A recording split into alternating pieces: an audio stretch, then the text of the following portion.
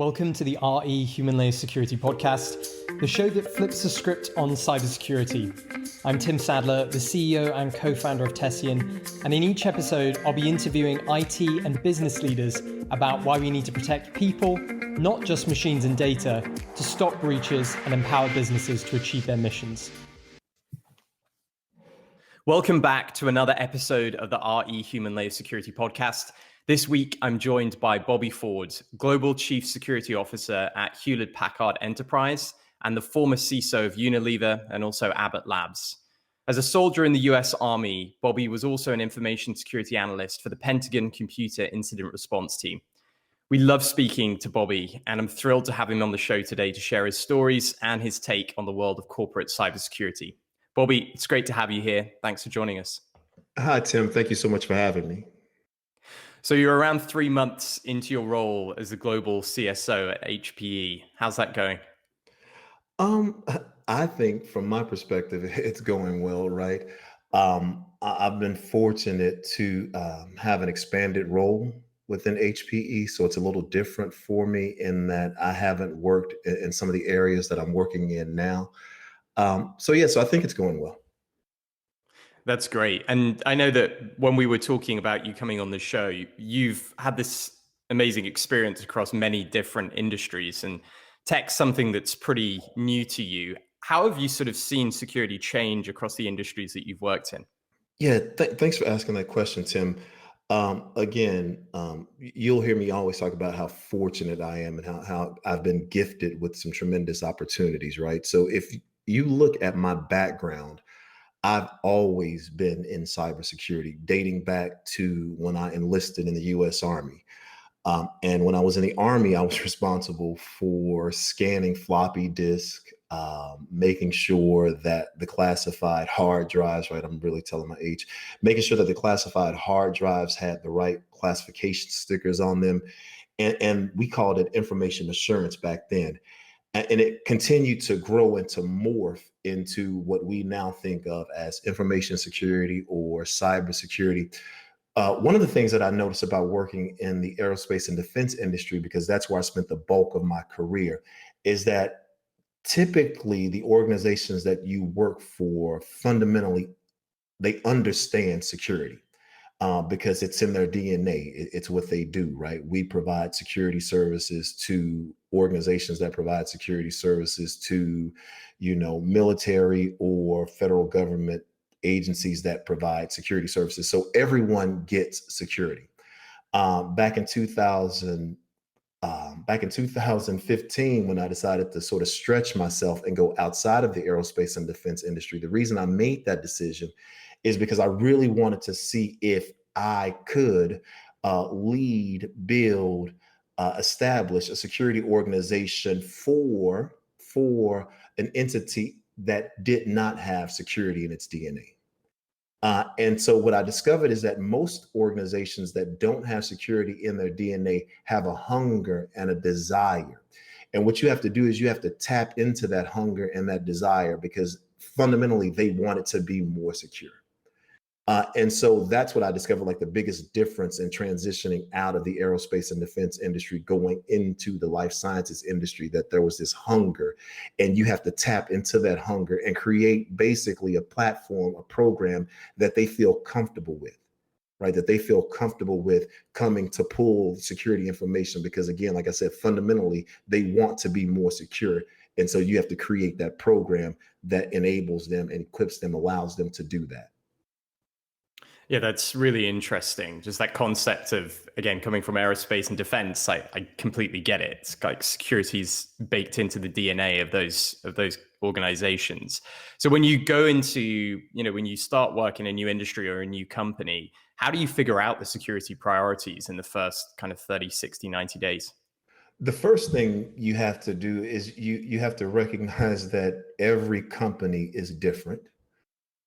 Every board is different. Every CEO is different. Every manager is different.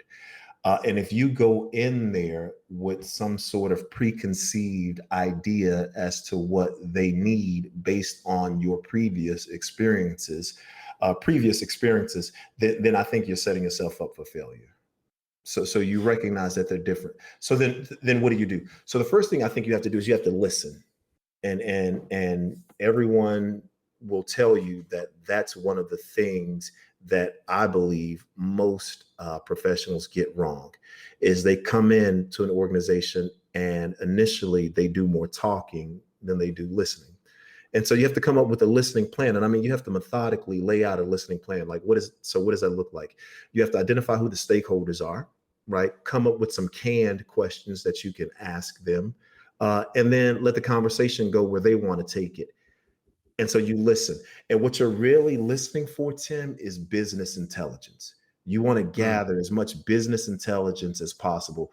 And when I say business, it's how does the organization make its money, right? How does the organization make its money? What are the strategic imperatives for the organization? What are the geographies that they really want to be in? Where do they make the most margin, right? Where they have the most volume?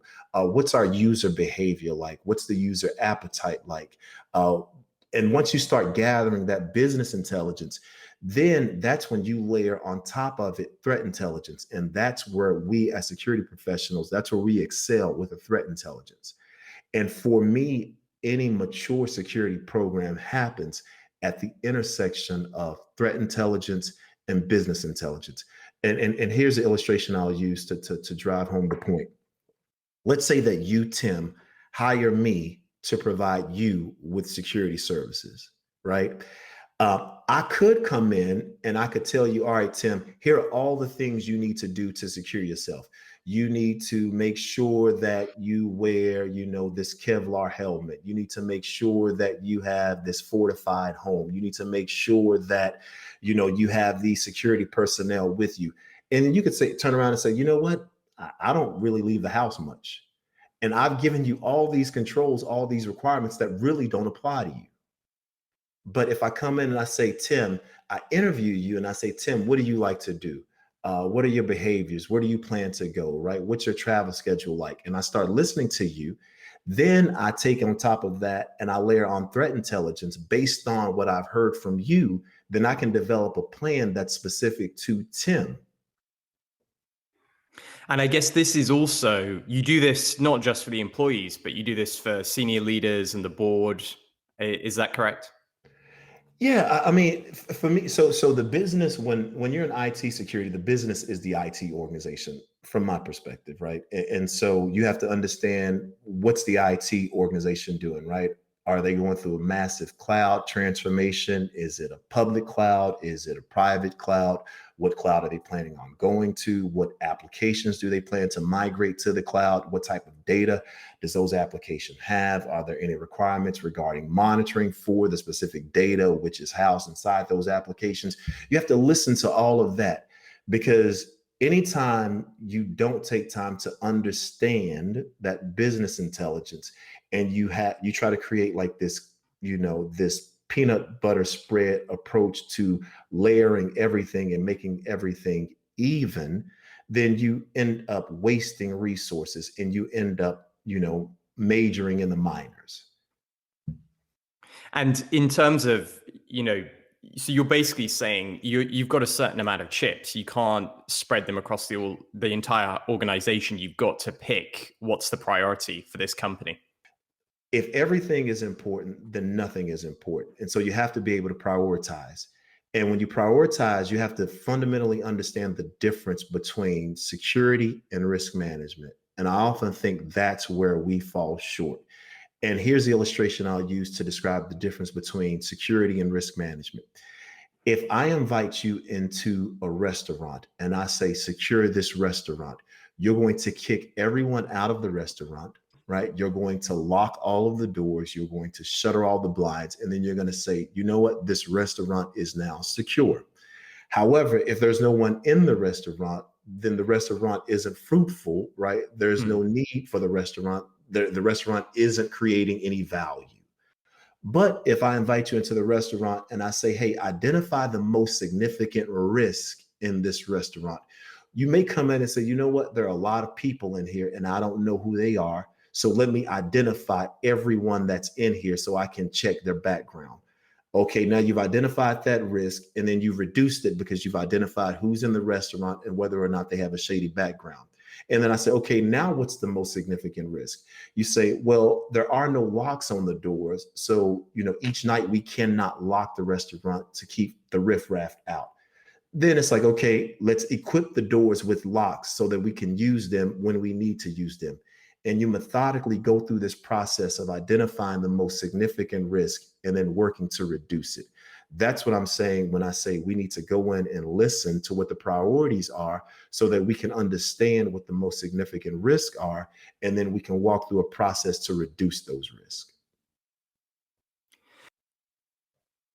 And in a previous statement you used, I think it was in another interview, you said that the Chief Information Security Officer is not supposed to be the captain of the no police.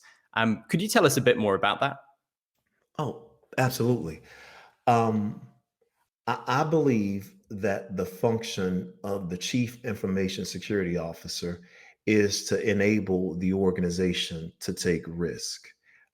If the organization does not take any risk, then they don't need anyone to manage those risks. Going back to the illustration that I used when I talked about, like, if you hired me, Tim, to provide you with security services, if you said, hey, I want to go to Tel Aviv, and I say you can't go there, it's too dangerous. And then you say, okay, well, I want to go to Baghdad. I say you can't go there, it's too dangerous. And then you say, okay, I want to go to Manchester, and I say, nah, you can't go there either, it's too dangerous. At some point, you're going to say, Bobby, that's why I hired you, right? I hired you because I want to take risk. I don't need you telling me where I cannot go. What I need you doing is going out to gather threat intelligence so that when I identify the places I want to go, you can equip me with the controls I need in place in order to go there. That for me is the role of a security officer, to enable the organization to take those risks, but then put the right controls in place so that they can be successful and we can reduce risk as much as possible. Yeah. And some companies I think sometimes boards maybe think about a chief information security officer or a security team as kind of removing all risk, or being the team that kind of makes the risk completely disappear. To what extent do you agree with that? Do you think boards are in tune with this way of thinking, that actually there's always a degree of risk, the business has to take on risk to get to its outcomes? Nothing's going to be perfect, and mistakes are going to be made, but it's about getting comfortable with that. It's about having the right risk framework and risk tolerance. Or do you think actually the majority of organizations today are trying to use almost the security team as a scapegoat? No, I think that, no, not I think, I know that boards absolutely understand risk. It's the language that they speak. And even though they may not be as technical, they do understand risk, and they do understand that organizations, in order to be, profitable, organizations, in order to create value, that they have to take risk. And what we have to do as a security community, what we have to do as security professionals, is make sure that when we talk to them, that we sort of talk to them about how we can't eliminate risk. All we can do is help enable the management of those risks. And again, going back to the illustration about the restaurant, I think when we talk to them in language like that, it helps them understand what it is that we're trying to do.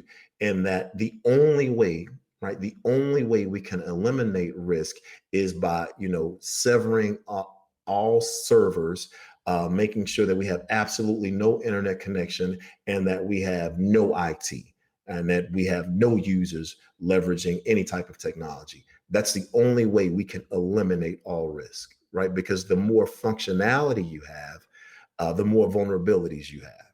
And so if we want to have these digital transformations, and if we want to have these technology enabled organization, we have to accept some level of risk. And it's about having conversations to understand what's an acceptable level. Hmm. You just spoke there about digital transformation, which leads me on to, some of the organizations you've worked for have enormous employee bases, and people are such a critical component of security in the enterprise. How do you think about working with the people at an organization, especially when you're new on the job and you're building a new security practice? I was a philosophy major, so for me, it starts with your philosophy. And one of the philosophies that I have is I don't believe that users are not intelligent. I believe that employees and users are very intelligent, because I wouldn't want to work at an organization that employed people that are not intelligent. So my philosophy going in is that these are very, very smart people. I also don't believe that they're the weakest link. I believe that they can often be the strongest link. And what we have to do as a security community is we have to equip them with the knowledge, and we have to equip them with the controls, and equip them right with the right resources so that we can leverage their intelligence, and so that we can leverage them as sensors, because ultimately that's what they are, right? They're sensors in our security ecosystem. And that framework of knowledge, controls, and resources, what are some of those practical things that companies can be doing to equip their people? Yeah, I think that, I mean, and it sounds like a simple one. And hopefully it is like every organization has it, but I think something as simple as like making sure that everyone has, a button in their, email that they can click on to report suspicious email. Hmm. It's making sure that everyone in the organization knows what number to dial, regardless of their geography, what number they can dial if they suspect that their systems have been compromised by some type of malware or ransomware. I think you'd be surprised at the number of people in different organizations who don't know who to call when they have a security issue. So I think it's simple things like that, making sure they know exactly how they can report things, who they can report them to, and then keeping the awareness and the education programs active and constantly communicating and going beyond phishing. That education and awareness is more than just teaching people how not to click on suspicious email. You said there's this great quote from an interview we did with you a year ago, and you spoke about the role of the security team is taking obstacles out the way for people. Could you tell us a bit about that and your philosophy again on how you think about empowering employees? And I think this touches on what you were saying around, if you've got like the challenge of securing the restaurant, you can just kick everybody out, but that isn't going to really do much good for the business of the restaurant. How do you balance productivity with security when you're thinking about people? One of the things that I noticed when we first sent everyone home because of the COVID pandemic was I noticed how CISOs, because a lot of us were having conversations, like a lot of CISOs were having conversations, and I noticed how there were CISOs actually fell into like one or two groups. You had the one group who believed that they had to secure everyone's home environment like it was an office. And so they believe that overnight you went from having, 500 offices across the globe to potentially 75,000 offices. And so they said, we got to secure all of these offices. And they deployed some draconian controls in order to ensure that nothing happened, and that people could work from home securely, as securely as possible. Then you had another group of CISOs that believed, hey, right now this is a critical moment, not just for our organization, it's a critical moment for the world, right? People are going through various things, people are scared, people are afraid. And so as a result, what they did was they said, hey, we want to make sure that we enable people to be able to work from home safely and securely, but we don't want to get in the way. We don't want to get in the way. we were having conversations, Tim, about whether or not, and this is just when I say we, talking about a group of CISOs, we were having conversations about whether or not people should be able to print documents, like work-related documents, on printers at home if those printers were not purchased by the organization. And when you think about that, to me, that's mind-blowing, because again, I believe that our responsibility is to enable the organization to take risk. The illustration that I've used several times when I've had conversations with Tessian is about teaching watching my daughter learn how to walk. And when I was watching my daughter learn how to walk, like, she would stumble and she would fall and she would trip over things. But I couldn't keep picking her up, right? Because she had to learn how to pick herself up. I couldn't keep holding her hand while she was walking because she had to learn how to walk on her own. So what I did was I made sure that I removed obstacles, right? I moved anything that was dangerous from her path so that she could learn how to walk. When we were sending people home during the early days of COVID, we were learning how to, work remotely. Everyone was learning. And it amazed me how some security people like sort of got in the way of that. And I was like, no, people are like, we're learning how to work remotely, right? There are some things that we typically wouldn't allow people to do from home that we have to allow because they have no alternative. They have no other option. We can't go into the office to print everything. And so that's what I mean when I say that it's the security organization's responsibility to remove obstacles so that as these organizations learn, which is what organizations are still doing, especially if they're going through like these massive transformations, we remove obstacles and we do that. A good security organization can do that without the organization even being aware. Yeah. And I'm curious. So you mentioned there's these kind of two groups. One group thinking about we need to kind of make these new, somebody said to me recently on a podcast, if you have 160,000 employees, the work from home movement is like opening 160,000 new offices. So some security teams are trying to secure all of those home offices, and then some security teams are getting comfortable with that new way of working, trying actually to see it as this positive driver. Where do you think things have settled a year on? Do you think that the camp of people who were, trying to put up the defenses and, maybe were sort of arguing, actually, you shouldn't be able to print a document on a printer that hasn't been purchased by the company, has that kind of shifted now to this, acceptance and, I guess, step towards a hybrid work environment?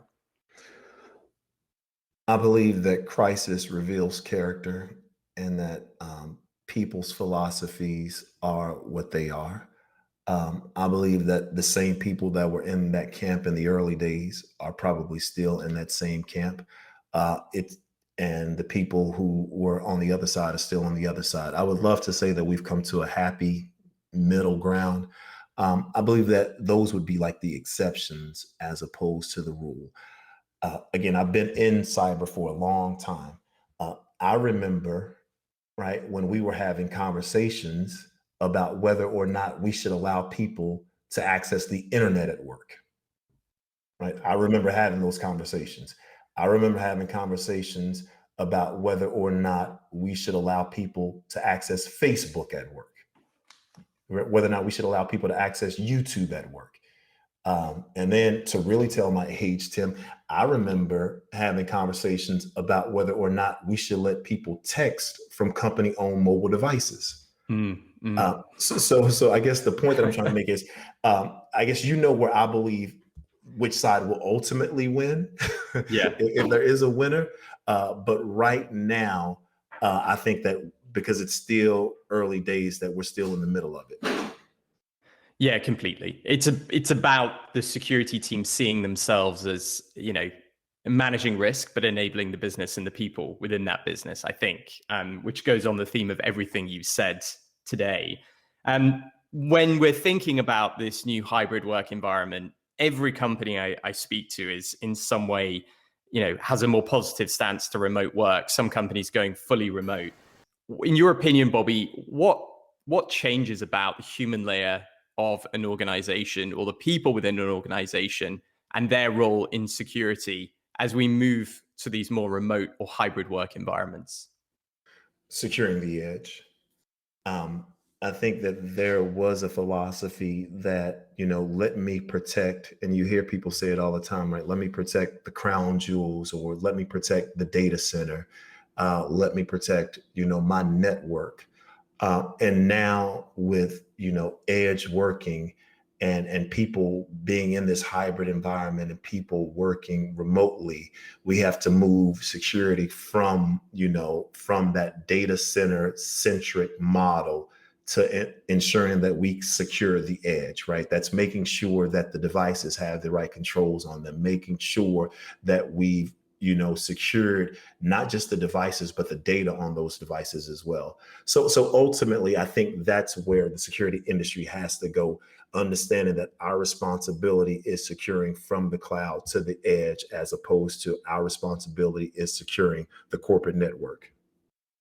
Yeah. And when you think about people, what changes with regard to that? What are you going to be asking people to do more of or less of? Or again, thinking through how you empower them or guide them to make the right security decisions. Do things stay the same, or does it become more important or less important to do certain things when they're working from home? It becomes more important to secure the edge when they're working from home. Um, Typically, when you work in an office, and you're sitting at a desk and you have your colleagues around, there are, certain sites that you may not visit because of the additional scrutiny that you have of people working around you. Now that you're working from home, right, you feel more inclined, or you feel more comfortable visiting, certain sites where the security on those sites aren't as robust as we would like. And so what that means is that now I have to make sure that I have controls in place that allow you to do that. And then I can still secure the work environment. So I think that we're really going to have to think differently about edge devices and how we secure them. And we're going to really have to be creative. At the time of recording this podcast, so we're in July 2021 right now. What's top of mind for you? It seems like we're in a bit of a crisis scenario in cybersecurity. There's a ransomware epidemic. We're kind of seeing and reading about more and more companies being hacked. What are you thinking about right now? I think you hit the nail on the head, Tim. Definitely thinking about ransomware. And making sure that our company, that our organization, that we've deployed the right solutions and the right controls to prevent, detect, and be able to respond. I think more importantly, being able to respond appropriately, making sure that the partnerships that we have in the supply chain, that we're providing them with the right level of support, the right level of oversight, making sure that the customers and the clients that we have, that we are equipping them with the necessary solutions so that they can feel comfortable and confident when they use our products, when they use our services, that we've done our due diligence, we've done our homework to provide them with the most secure and the most secure services that we can provide. And that if something does happen, if something does go wrong, that we will be there, right? That we are equipped, that we are ready, that we are ready to respond. So that's top of mind. I would be remiss if I didn't mention talent challenges. I think that everyone in the security organization is dealing with talent challenges. And I know that there's this massive debate on whether or not there's a talent shortage. Uh, I don't know which side of that debate I fall on, whether or not there's a talent shortage or not. But I think even having that debate speaks to what I'm talking about with regards to talent challenges. Part of that talent challenges is being able to recruit, right? Part of that talent challenge is being able to retain, because it's one thing to be able to recruit someone in, but then it's another thing to be able to make sure that you can retain them. And I think we really got to rethink the model that we've deployed with regard to recruiting and retaining talent. So those are like top of mind right now for me as it relates. I know that remote work is still out there and we're still dealing with that, but I feel like, we have gotten to a place where we understand that fundamentally. Fortunately, HP has been on this edge for a while, right? We've been talking about edge working, even before the pandemic. So I think that we're in a good place there. But top of mind for me right now, two priorities in July 2021 is ransomware and talent management. And on the talent points, how are you sort of rethinking that recruitment and retention of talent in the organization? Um, so I don't know if this is because of my experience. I don't know if it's because of my military past, but I think that we have to look beyond this idea that when we recruit people, that they're going to stay at the organization for 25, 30 years. I think what we have to do is start recruiting people and understanding that, listen, I can promise you that when you come here, like, we are going to invest in you. We are going to make you better. And then when the time comes and you've decided that you want to move on, not only will we thank you, right? Not only will we thank you for the service that you provided, but that we will help you land your next job. And again, I know that's real controversial. I know that a lot of people will not be comfortable with that. But I really think that that's what we have to start thinking about, is when you look at like military service, right? They do 3 years and then they're going to a new assignment, and the military is responsible for finding them a new assignment in conjunction with the individual's requests and desires, right? They try to accommodate you, and you say, I want to go here and I want to do this job. They try to accommodate you, but ultimately they're going to make sure that they put you in a position that best serves, right, the military. I think when we talk about the security industry and we talk about rotating talent and we talk about placing people in new positions, I think that we have to look at securing not just our companies and not just our organizations, but securing, for lack of a better term, the good guys, right? And when you think about it like that, it's like, okay, I know this is that I've had you for these past 4 or 5 years. You've done a fantastic job. Let's talk about what you want next. And then the individual tells you what their requests and desires are.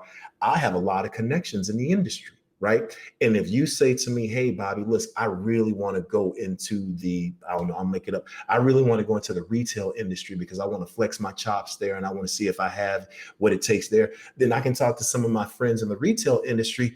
And then that's how we create these, opportunities for people in our organization. And I think that creates a buzz, right? And then we're not stealing from each other, but rather we're working in concert with each other. Yeah, and it's a small community as well. So It's a very it's like small community. I think we should all see this as, strengthening the community, right? We all benefit from it. I think one of the amazing things about the security community is just how people band together. Whatever organization you work at, whatever size, people have to come together to be thinking ahead. Trying to be thinking in a smarter way than the bad guys are, or thinking, we're all trying to piece together a puzzle that, I'll rephrase this. We have to be banding together to really get smarter than the bad guys. And in many ways, the challenges we're facing are first-time challenges for our organizations. This point about ransomware right now, it's unprecedented. So how do you get ahead of that? Well, you have to have that kind of collective intelligence, collective knowledge. And I wanted to go back to, sorry, Bobby, go ahead. No, I was going to say, yeah, it is about that, right? It is about collective intelligence, right? It is about us working together. What blows my mind is that oftentimes, and again, for lack of a better term, I'll say the good guys, we don't communicate as well as the adversary. We don't share information as well as the adversary. And if they're sharing information better than we are, then we're absolutely fighting at a disadvantage. Yeah, I love that point. I think we don't think about that enough, which is that there are so many forums and communities available to those people who are trying to break into organizations that, maybe we even need to step it up further than we are as a security community trying to defend ourselves as well. Bobby, thank you so much for your time today and joining us on the podcast. No, Tim, thank you for having me. I enjoy the work that your organization is doing. I think that it's a fantastic organization doing a great service to the community that I've been a part of, and I'm excited to partner with you. And thank you for the opportunity to do this. Thank you so much. We like to finish up every podcast with some quick fire questions to get to know the people on the Human Layer Security podcast a little bit better. So I was going to ask you, what is the best advice you've ever received? The best advice I've ever received is to be ambidextrous in your approach and to always see it from both sides. I love it. And what's the best book you've ever read? Oh. I'm bringing the big questions here, Bobby. So I read a lot. And I don't know if I necessarily have a favorite, but I will tell you the book that I enjoy reading over and over again is Outliers by Malcolm Gladwell. I think I read that at least twice a year. That's a great book. My final question is, imagine everything in your diary has been cleared. How do you spend the day? At the gym. At the gym. Yeah. Now, notice I didn't say working out at the gym, but just at the gym. Bobby, that's great. Thank you so much. We've really enjoyed having you on the podcast. We really, really appreciate your time as well. Thank you, Tim. Thanks for having me. And that just leaves me to say thank you very much for listening. We'll be back with more human layer security insights in our next episode. But if you can't wait that long, you can visit our blog at tessian.com/blog, where you'll find lots of amazing content, advice, and tips. And if you enjoyed our show, please rate and review it on Apple, Spotify, Google Play, or wherever you get your podcasts.